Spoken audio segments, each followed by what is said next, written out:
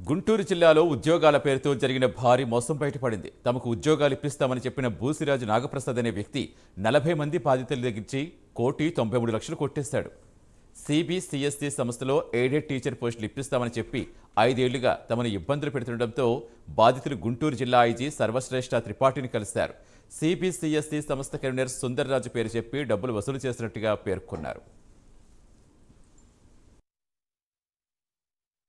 కొంతమంది పరిచయం అవ్వటం వలన ఎయిడెడ్ పోస్టులు వస్తాయని ఒక అతను ఒంగోలు బూసిరాజు నాగప్రసాద్ అని అతను చెప్పాడు. అతనికి నాకు గత పరిచయం ఉండటం వలన సరే నేను చెబితే పిల్లలు ఒకళ్ళు తెలుసుకున్న వాళ్ళే నాకు తెలిసిన వాళ్ళందరూ వచ్చి మాకు కావాలని చెప్పి అమౌంట్లు కట్టడం జరిగింది. ఆ అమౌంట్లంతా కూడా 1,93,75,000 రూపాయలు నేను నాగప్రసాద్ గారికి ఇచ్చేసాను. నేను 5 పైసలు కూడా తీసుకోలేదు, తినలేదు. సరే ఈ పిల్లలు లేట్ అయ్యే తల్లికి వీళ్ళందరూ వచ్చి నా మీద పడుతున్న తరకి నా ఇంటి మీదకి వచ్చి నా అపార్ట్మెంట్కి వచ్చి నన్ను ఇబ్బంది పెట్టి నన్ను గొడవ చేస్తున్న తల్లికి నా నోట్లు నా చెక్కులు ఇచ్చాను. కొంతమందికి డబ్బులు తీసుకున్న ఆయనకి నాకు సంబంధం ఏం లేదు.